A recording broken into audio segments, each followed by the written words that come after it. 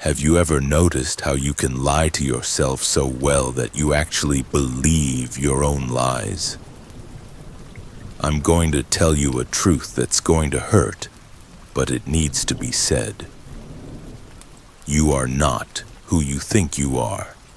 In fact, you don't even know who you really are beneath all these layers of pretense you've built over your life. There's a brutal reality that no one tells you about the modern human condition. You woke up today and put on a mask. Not a physical mask, but something much subtler and more destructive. You donned an entire personality that isn't yours, smiled when you didn't feel like it, agreed with things that internally revolt you, and spent the entire day playing a role you can't even remember when you started acting. Carl Jung, one of the most revolutionary psychologists in history, gave a name to this farce: persona. But he wasn't talking about something poetic or philosophical. He was describing a real psychological prison, a mental trap that keeps billions of people living as ghosts of themselves without even realizing they're dying inside. Think about your morning today.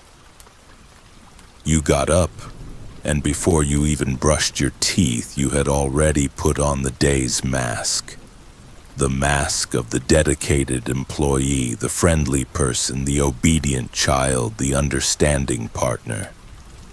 And throughout the day, you fed this falsified version of yourself with so much dedication that you didn't even notice when it started to devour you from within.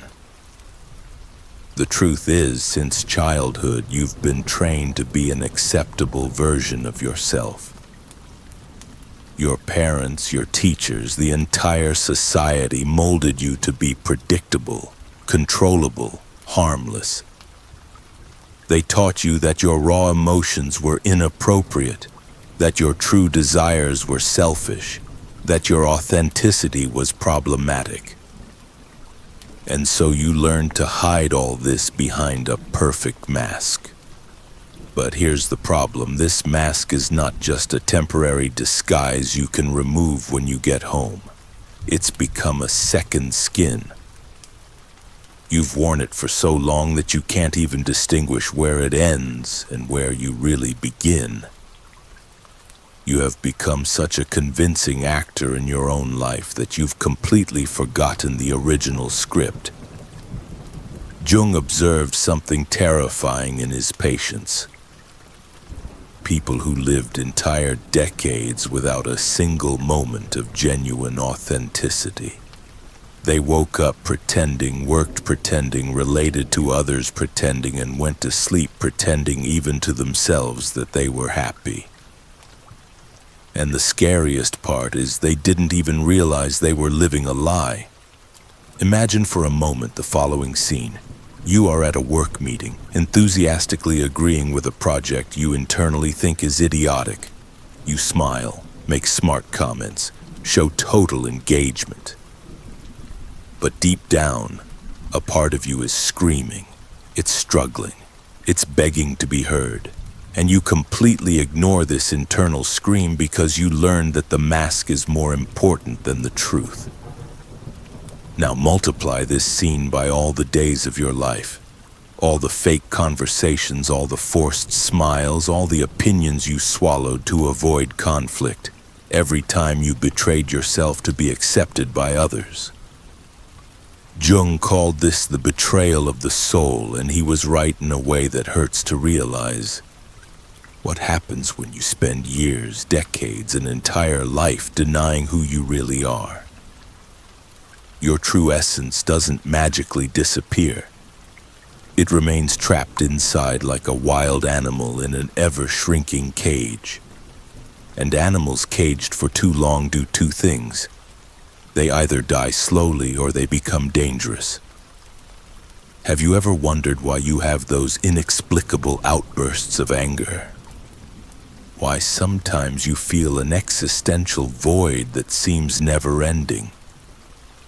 Why even achieving everything that should make you happy, you still feel something fundamental is missing. It's because you're literally killing a part of yourself every day. Modern psychology confirms what Jung intuited decades ago. When you constantly live against your authentic nature, your brain enters a state of chronic stress. Your body produces survival hormones constantly, as if you were in permanent danger. And you are in danger from yourself. But here's the most cruel twist. Society not only encourages you to wear this mask, it brutally punishes you when you dare to take it off. Attempting to be authentic in a world that values conformity is like swimming against an endless tide. It is easier to keep pretending, even if it means dying a little more each day. Jung studied people who reached a breaking point, people who simply could no longer sustain the farce. And he discovered something revolutionary. Behind the social mask, there is not the void you fear to find. There is a version of you so powerful, so authentic, so true that it scares not only others but even yourself.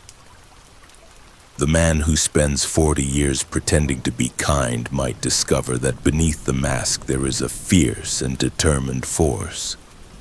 The woman who spent her entire life being nice might find a warrior who does not ask permission to take up space. The person who always avoided conflicts might discover they have opinions so strong they can move mountains. But this discovery comes at a price. When you start questioning who you really are beneath all the layers of social conditioning, you realize you may never have lived even a single day of your life truly being yourself. And this realization can be devastating. Jung didn't offer easy or comfortable solutions. He knew that the path back to authenticity is one of the hardest any human being can take, because it means abandoning the safety of social acceptance. It means disappointing people who prefer you masked. It means confronting parts of yourself that you've spent your entire life trying to hide. The question that remains is, are you ready to stop pretending? Are you ready to remove the mask, even knowing the face beneath it might scare even yourself? Or will you continue living this comfortable lie until the day you realize you've spent your entire life being a stranger to yourself? If you recognized your own story in these words, if you felt that tightness in your chest that comes when someone touches on a truth you were trying to avoid, write "I know who I am" in the comments. Because recognizing the mask is the first step to choosing to take it off. Have you ever done something so cruel that afterward you looked in the mirror thinking, "Who is this person?" I'm going to tell you about the side of you that you pretend doesn't exist, but which is controlling your life in ways you can't even imagine. There is an aspect of your personality that you have spent your entire life trying to hide, deny, and repress. Jung called it the shadow, but it is nothing poetic or metaphorical. It's literally the version of you that contains everything you consider unacceptable. Your anger, your envy, your selfish impulses, your cruelty, your thirst for power. And here's the truth that will shock you. The more you try to hide this part, the more power it gains over you. Let's start with a mental exercise that will make you uncomfortable. Think of the last time you felt a secret pleasure at someone's failure. It might have been a co-worker who got fired, an ex who ended a relationship, or even a friend who failed to achieve something you also wanted. Remember that internal smile you had to hide? That satisfaction you would never admit to feeling? That was your shadow leaking to the surface. The big lie you've been told is that you are fundamentally a good person, that your destructive impulses are temporary aberrations, character flaws you can simply choose not to have. But Jung discovered something much more disturbing. These impulses are not bugs in your system, they are features. They are integral parts of the human experience that have been criminalized by social morality. Imagine an iceberg floating in the ocean. The part you see above the water is your conscious personality, the one you present to the world. But the submerged part, the largest part, is your shadow. It's everything you learned to consider unacceptable about yourself since childhood. And just like an iceberg, the invisible part has the power to sink entire ships. Jung observed that people who completely deny their shadow become dangerous in ways they don't even realize. They project their internal darkness onto others, creating enemies where none exist. That person you inexplicably hate at work, that type of behavior that deeply irritates you in others, they are probably aspects of your own shadow that you can't accept in yourself. Think of that moment when you exploded out of nowhere. Maybe you yelled at someone you loved over something completely insignificant. Or maybe you said something deliberately cruel to hurt someone.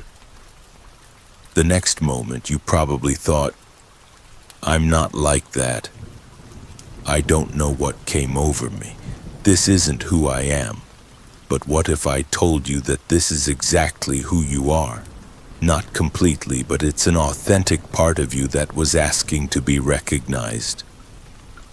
Society taught you one of the most destructive lies in human history, that you can become a completely good person by eliminating your dark aspects. Religions, educational systems, family structures all conspire to convince you that you can transcend your human nature through repression. But Jung discovered that not only is this impossible, it is dangerous. When you repress your shadow, it doesn't disappear. It grows in the dark like a psychological tumor that feeds on everything you reject about yourself. Your repressed anger turns into chronic resentment. Your denied selfish desires manifest as subtle manipulation. Your hidden envy becomes unconscious sabotage of your own successes. Here's a scene that probably feels familiar. You are in an argument with someone close, and suddenly something comes out of your mouth so precise and cruel that it cuts the person like a blade. You knew exactly where it hurt most, exactly which wound to touch for maximum damage. And afterward, you're shocked at your own capacity for cruelty. That surgical precision to wound didn't come from nowhere. It was always there, waiting for the right moment to emerge. Jung worked with people who reached the point of psychological rupture precisely by trying to be too saintly. They spent decades repressing any impulse they considered negative until one day the internal pressure became unbearable. Some developed inexplicable physical symptoms, others had nervous breakdowns, and some simply imploded emotionally. But there is something even more sinister happening. When you do not recognize your own capacity for evil, you become vulnerable to manifest it in unconscious ways. You may become the type of person who hurts others accidentally, who always has excuses for your destructive behaviors, who genuinely believes your intentions are pure while leaving a trail of emotional damage wherever you go. The most cruel twist is that your shadow does not only contain negative aspects, it also holds positive potentials that you rejected for being considered inadequate. Perhaps you repressed your ambition because you were taught it was pride. or your sensuality because you were told it was inappropriate, or your courage because you were made to believe it was aggressiveness. Jung realized that by rejecting the shadow, you also reject powerful and vital parts of your nature. Think of the people who deeply irritate you, those who awaken in you an almost irrational anger. Jung would say these people are mirrors of your unintegrated shadow. They are openly expressing aspects that you keep locked inside. And this enrages you not because they are bad, but because they have the courage to be what you do not allow yourself to be. The most disturbing truth is that you have probably hurt people deeply with your unrecognized shadow. How many times have you been passive-aggressive when you were angry but couldn't express it? How many times have you manipulated situations to get what you wanted because you couldn't ask directly? How many times have you emotionally punished someone in subtle ways because you couldn't confront the conflict head-on? Jung was not preaching that you should become a cruel or destructive person. He was saying something much more subtle and revolutionary. You need to recognize and integrate these dark aspects so they stop controlling you unconsciously.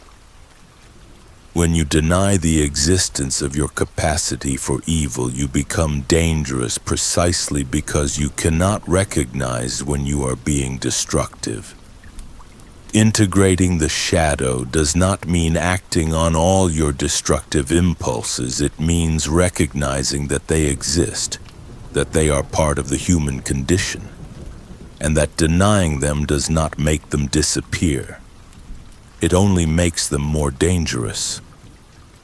When you accept that you have the capacity for cruelty, you can consciously choose to be kind. When you recognize your envy, you can transform it into healthy motivation. When you embrace your anger, you can use it as fuel for necessary changes. The process is terrifying because it means looking at aspects of yourself you've spent your entire life avoiding. It means admitting that you are not the saint you would like to be, but also discovering that you are not the monster you fear to be. You are a complete human being with light and shadow, and both are necessary for your psychological integrity. If you recognized in yourself the patterns I described, if you felt that familiar discomfort of being truly seen, you are ready for a journey few have the courage to undertake. The journey of becoming whole, of integrating all aspects of your psyche, of stopping running away from yourself. For those prepared to dive deeply into this unexplored territory of the human psyche, there is a guide that can illuminate this dark but transformative path. Revealing the Shadow. Carl Jung's guidance for facing internal conflict is more than an e-book. It's a map to navigate the most challenging territories of your own mind. By acquiring this guide, you are not just buying information. You are investing in the courage to know yourself completely, without masks, without denial, without comforting lies. This is the most important work you can do, the work of becoming genuinely whole. The link is pinned in the first comment, waiting for those who are ready to stop running away from themselves. If you had the courage to read this far, to look at these disturbing aspects of human nature, write, "I will face it" in the comments. Because recognizing the existence of your shadow is the first step to stop being controlled by it. Have you ever woken up from a dream with a disturbing feeling that it knew something about you that even you did not know? I'm going to reveal why your dreams might be the only thing still trying to show you who you really are. There is an intelligence operating within you that knows your deepest fears, unrealized potentials, and the path back to your authenticity. It speaks through symbols, images, and narratives that seem from another world but are in fact the oldest and wisest voice you possess. Your unconscious. And Jung discovered that this intelligence is desperately trying to save you from a life of superficiality and self-betrayal. Every night when your conscious mind finally stops trying to control everything, something extraordinary happens. Your unconscious takes command and begins to process all the reality you rejected, denied, or ignored during the day. It takes your social masks, your repressed shadow, your buried fears, and creates symbolic narratives trying to restore balance to your fragmented psyche. Think of the last dream that really marked you. Not those vague dreams you barely remember, but the one that stuck in your mind for days. The one that left you with a strange feeling as if it carried an important message you couldn't decipher. Jung would say that this dream was not random. It was your true self trying to communicate with you through the only language your rational mind cannot censor. What fascinates me most about Jung's work is how he realized that dreams have a compensatory function. If you spend the entire day being overly rational, your dreams bring emotional and irrational elements. If you live repressing your aggressiveness, your dreams might be violent and confrontational. It's as if there is an internal wisdom constantly trying to show you what is missing in your conscious life. Imagine this scene.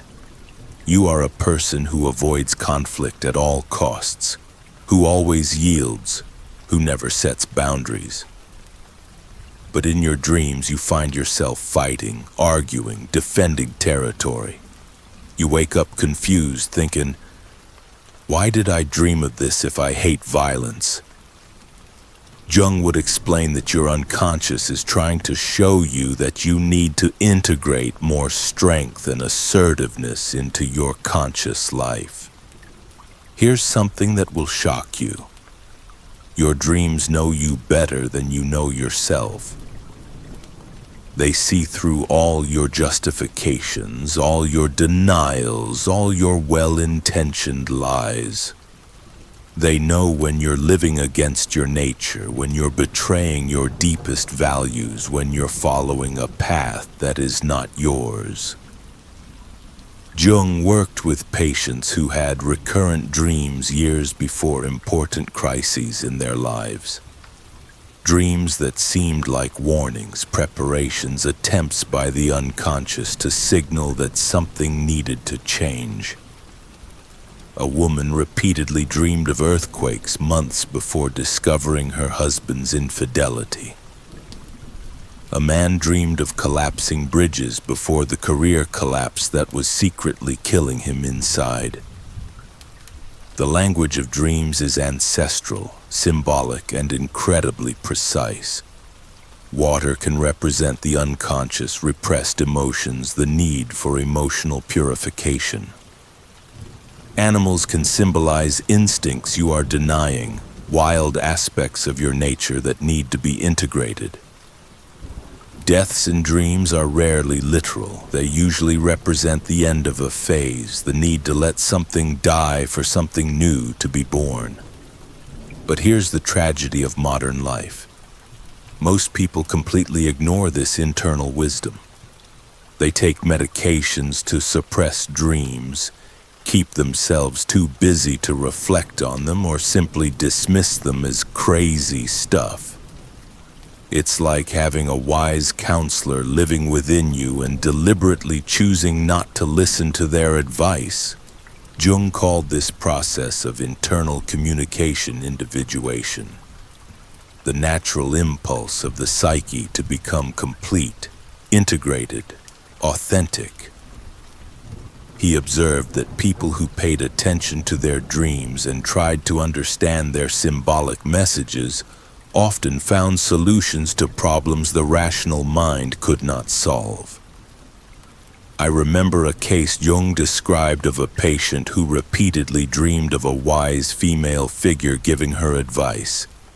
Initially, she dismissed these dreams as fantasy. But when she began to pay attention and follow some of the symbolic guidance, she discovered she was connecting with aspects of her intuition and feminine wisdom that she had repressed to fit into the masculine expectations of the professional environment. The most impressive twist is that Jung discovered universal patterns in dreams, archetypes that appear in completely different cultures around the world, as if there is a symbolic language common to all humanity, a form of communication that transcends cultures, times, and belief systems. Have you ever dreamed of figures that seemed wise, ancient, as if they carried knowledge you do not possess consciously? Or with scenarios that were simultaneously familiar and completely strange? Jung would say you were accessing what he called the collective unconscious, deeper layers of the psyche that connect you to all human experience. Your most disturbing dreams might be the most important, those that leave you uncomfortable, that bring to light fears you'd rather not face, that show aspects of yourself you'd prefer to ignore. These dreams are not trying to torture you.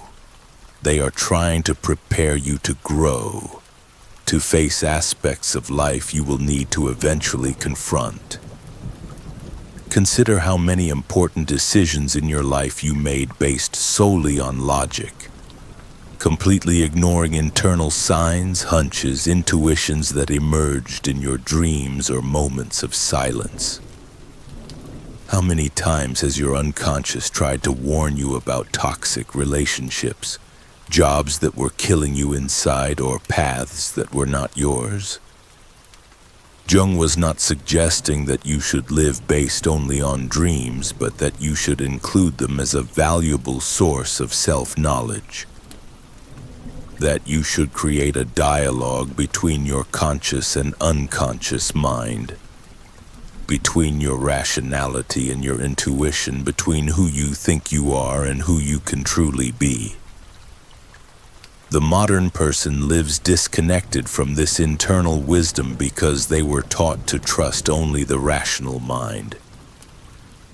But Jung observed that the most fulfilled, authentic, and psychologically healthy people were those who could integrate both consciousness and the unconscious, both logic and intuition. Here's an exercise that can change your relationship with yourself. Start paying attention to your dreams, not to interpret them literally, but to feel what they evoke in you. What emotions do they bring? What aspects of your life seem to be commented on symbolically? What parts of you seem to be asking for attention? Your dreams are like letters you are sending to yourself, written in a language only you can fully decipher. They contain maps to unexplored territories of your psyche, keys to problems you cannot solve consciously, and warnings about paths that might be taking you away from who you truly are. The deepest truth Jung discovered is that you have within you a wisdom that transcends your education, your culture, your conscious experiences. An intelligence that knows not only who you are, but who you can become, and it is constantly trying to communicate with you through symbols, synchronicities, intuitions, and dreams. But there is a choice you need to make.